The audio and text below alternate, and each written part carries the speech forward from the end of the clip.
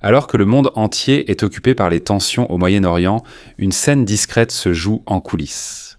Le ministre des Affaires étrangères de l'Iran s'est soudainement rendu en Chine pour demander du soutien. Et ce qui est surprenant, c'est que Pékin semble prêt à aider même s'ils sont eux-mêmes touchés par la crise. Au cours des dernières années, on estime qu'environ 40 à 50% du pétrole importé par la Chine transite par le détroit d'Ormuz. Mais aujourd'hui, c'est un gros problème à cause des troubles directement liés à l'Iran. Donc, pour beaucoup, il semble impossible que la Chine aide encore le régime iranien. Mais c'est le contraire qui se passe. Tout a commencé après que le département du Trésor américain a sanctionné une grande raffinerie en Chine appelée Anhui Petrochemical Refinery. Ce n'est pas une petite entreprise, c'est l'une des plus grandes raffineries du pays. Chaque jour, elle peut traiter environ 400 000 barils de pétrole. Avec l'ampleur de ces opérations, c'est désormais la deuxième plus grande raffinerie indépendante de Chine. Lors de la dernière semaine d'avril, elle a officiellement été sanctionnée par les États-Unis. Washington a officiellement sanctionné Anhui Petrochemical, one of China's largest refineries. Elle a une capacité de traitement d'environ 400 000 barils de pétrole brut par jour. Et selon le secrétaire au Trésor Scott Bessent, ils renforcent encore la pression contre l'Iran et les pays qui l'aident. Selon Bessent, ils se coordonnent déjà avec leurs alliés dans la région du Golfe. Parce que ces pays subissent des attaques depuis longtemps. Ils sont également prêts à partager des informations sur les comptes bancaires des membres du régime iranien. Il a ajouté qu'ils sont également en discussion avec différentes banques, y compris les banques chinoises, pour rappeler qu'il est interdit d'acheter des produits iraniens. Et si quelqu'un utilise des dollars américains pour cela, il est possible qu'il soit frappé de sanctions.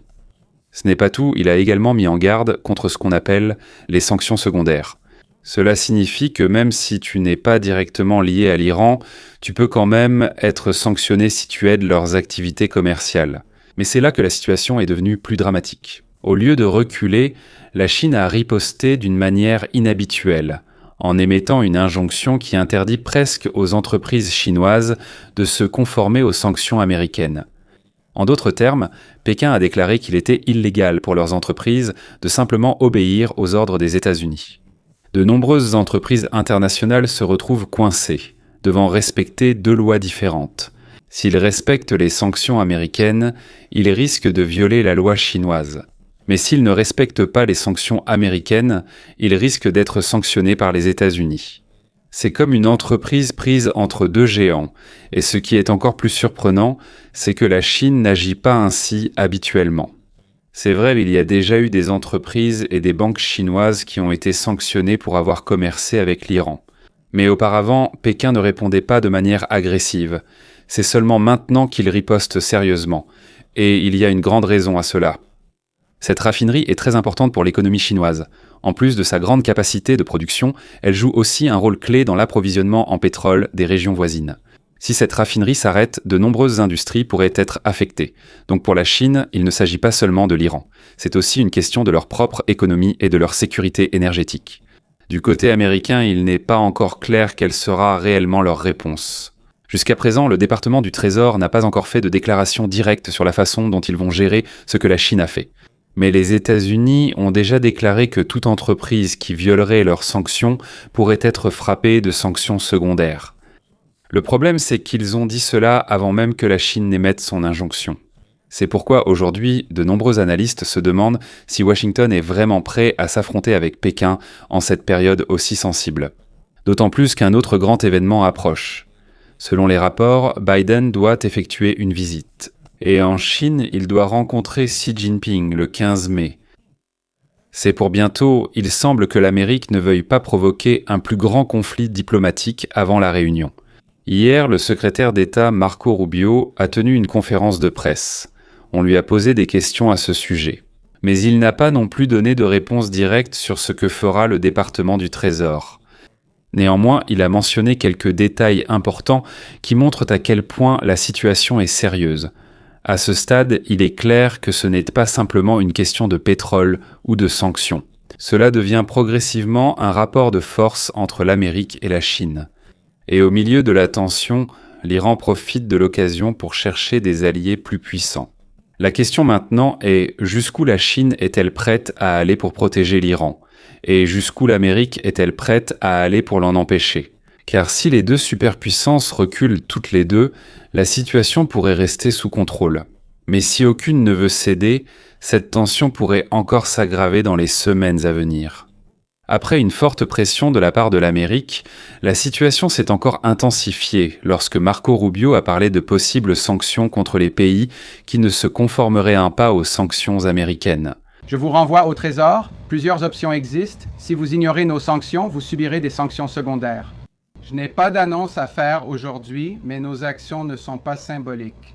Mais son ton est devenu plus ferme lorsqu'on a parlé de l'Iran et du détroit d'Ormuz. Selon Rubio, sur le premier point concernant la visite, c'est très bien. J'espère que les Chinois lui diront ce qu'il doit entendre, à savoir que ce que vous faites dans les détroits vous isole sur la scène internationale. Il a ajouté que l'Iran ne devrait pas faire exploser des navires, qu'il ne devrait pas poser de mines en mer et encore moins prendre en otage toute l'économie mondiale. Et c'est là qu'il a souligné pourquoi cela est également important pour la Chine. Selon Rubio, l'économie de la Chine est axée sur les exportations. Cela signifie qu'une grande partie de leur économie dépend de la vente de produits à l'étranger. Mais comment, selon lui, la Chine pourra-t-elle exporter si les navires ne peuvent pas passer correctement? Comment, selon lui, les autres pays pourront-ils acheter si l'économie mondiale s'effondre à cause des tensions dans le détroit d'Ormuz? En d'autres termes, même si la Chine est alliée à l'Iran, elle souffre aussi de ce qui se passe. Selon Rubio, il est aussi dans l'intérêt de la Chine d'empêcher l'Iran de fermer le détroit d'Ormuz, car Pékin serait également l'un des plus touchés par cela. Mais alors que les discussions s'intensifient à Washington, un grand développement s'est discrètement produit à Pékin. La nuit dernière, le ministre iranien des Affaires étrangères, Abbas Araghchi, s'est rendu en Chine. C'est sa première visite là-bas depuis le début de la guerre, donc de nombreux observateurs sont attentifs à cette réunion. D'autant plus que la Chine est le plus grand soutien économique de l'Iran et achète près de 98% de ses exportations de pétrole. C'est pourquoi de nombreux analystes estiment que le soutien de Pékin est crucial pour maintenir l'économie iranienne à flot. Beaucoup se demandent désormais quelles sont les intentions réelles de l'Iran. Certains pensent qu'il demande un soutien économique supplémentaire, tandis que d'autres estiment qu'il pourrait avoir besoin d'un appui militaire ou diplomatique alors que la pression des États-Unis s'intensifie. Mais alors que cette visite était en discussion, le président Trump a soudainement publié une déclaration qui a surpris beaucoup de gens. Selon Trump, le blocus dans le détroit d'Ormuz restera en place, mais Project Freedom sera temporairement suspendu pour donner une chance que l'accord possible soit finalisé et signé. C'est là que de nombreux observateurs ont été encore plus confus, car quelques jours auparavant, les responsables américains répétaient que Project Freedom était une mission humanitaire visant à aider les navires bloqués dans le golfe Persique en raison des tensions dans le détroit d'Ormuz. Et il ne s'agit pas d'une petite opération.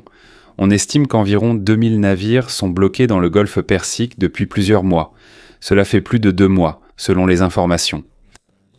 Et avec ces navires, il y a environ 20 000 marins qui sont coincés en mer depuis longtemps, attendant que la route redevienne sûre. Alors quand Donald Trump a annoncé la suspension temporaire de l'opération, de nombreux analystes ont été surpris. Y a-t-il vraiment des négociations secrètes qui se déroulent en coulisses? Un nouvel accord est-il en train d'être élaboré entre l'Amérique, l'Iran et la Chine? Ou peut-être que tout le monde essaye simplement d'empêcher quelque chose de plus grave? Pour l'instant, il n'y a pas encore de réponse claire. Mais une chose est certaine. Plus cette crise dure, plus de pays sont entraînés dans la tension croissante.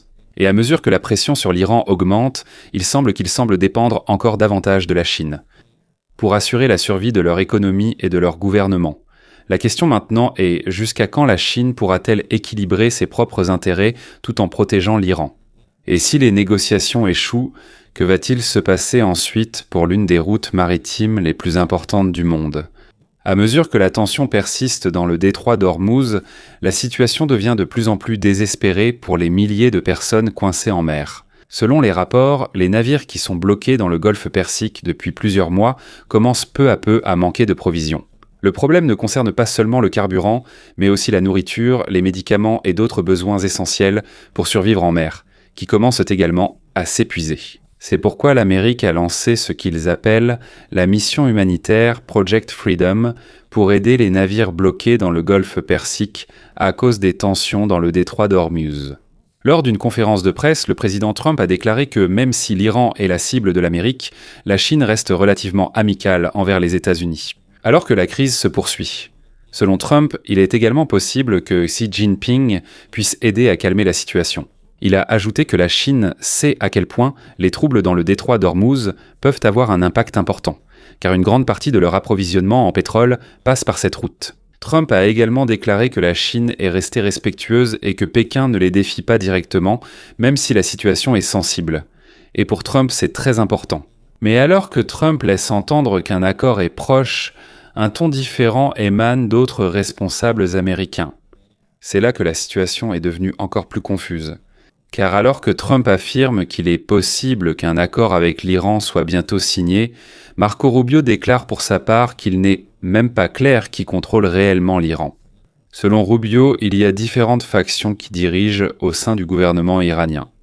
En d'autres termes, même si l'Amérique a un interlocuteur, Washington n'est pas sûr que ce soit vraiment le groupe qui détient le véritable pouvoir pour respecter n'importe quel accord. Et il y a eu un événement récent qui, selon eux, l'a encore prouvé.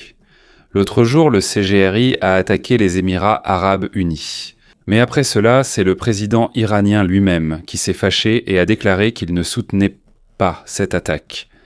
Cela montre qu'il y a des groupes qui se disputent l'influence à l'intérieur de l'Iran. Certains veulent conclure un accord. Et il y en a aussi qui semblent vouloir poursuivre des actions agressives contre leurs ennemis. Ainsi, tandis que Trump reste optimiste quant à la proximité d'un accord, Rubio se montre plus prudent. Dans une interview, on lui a directement demandé s'il voyait des signes sérieux indiquant que l'Iran était prêt à abandonner son programme d'armes nucléaires. Et selon Rubio, l'Iran affirme depuis longtemps qu'il ne veut pas posséder d'armes nucléaires. Mais pour l'Amérique, ce qu'ils disent ne correspond pas à ce qu'ils font. Selon Rubio, si tu n'as vraiment pas l'intention de fabriquer une arme nucléaire, pourquoi développer des missiles longue portée capables d'atteindre une grande partie de l'Europe ? Pourquoi alors construire de grandes installations souterraines pour l'enrichissement de l'uranium ? Et pourquoi cacherais-tu tes opérations à l'intérieur de montagnes, de grottes et d'installations secrètes ? Pour Rubio, c'est précisément la raison pour laquelle l'Amérique ne fait pas confiance à l'Iran. Aux yeux de l'Amérique, de nombreux agissements de l'Iran ressemblent à ceux d'un pays qui souhaite acquérir des armes nucléaires. Ainsi, alors que les négociations entre les États-Unis, l'Iran et la Chine se poursuivent, les doutes de Washington sur les véritables intentions de Téhéran ne cessent de croître. Selon Marco Rubio, le programme nucléaire iranien comporte depuis longtemps une partie secrète. Il détiendrait encore de l'uranium hautement enrichi, atteignant un enrichissement de 60%, ce qui, selon les États-Unis, n'a aucune utilisation civile et pourrait être lié à la fabrication d'armes nucléaires. Il a ajouté que si l'Iran recherchait vraiment uniquement l'énergie nucléaire civile, il pourrait importer des matériaux enrichis comme le font d'autres pays, au lieu de construire des installations souterraines secrètes. Alors que les États-Unis tentent de trouver une solution diplomatique, les médias iraniens montrent que les États-Unis semblent avoir reculé et que l'Iran sort gagnant de la tension actuelle. En même temps, la situation dans le détroit d'Ormuz devient de plus en plus tendue. Selon Jenner, depuis l'annonce du cessez-le-feu, l'Iran a attaqué 9 fois des navires commerciaux, s'est emparé de 2 porte-conteneurs et a attaqué les forces américaines plus de 10 fois. À l'heure actuelle, plus de 22 500 marins à bord de plus de 1550 navires commerciaux sont toujours bloqués dans le golfe arabique. Il a également été rapporté que l'Iran a attaqué Oman et les Émirats arabes unis. Cela inclut la tentative d'attaque contre le terminal pétrolier de Fujairah avec drones, missiles de croisière et petites embarcations. Et au milieu de la crise, l'Iran aurait même mis en place un nouveau système pour les navires souhaitant traverser le détroit d'Ormuz, selon lequel il facturerait environ 2 millions de dollars par pétrolier pour passer. Alors qu'aucun accord clair n'a encore été conclu lors de la réunion entre le ministre iranien des Affaires étrangères et la Chine, le monde entier reste dans l'attente, se demandant s'il y aura un accord diplomatique ou si la tension dans la région continuera de s'aggraver.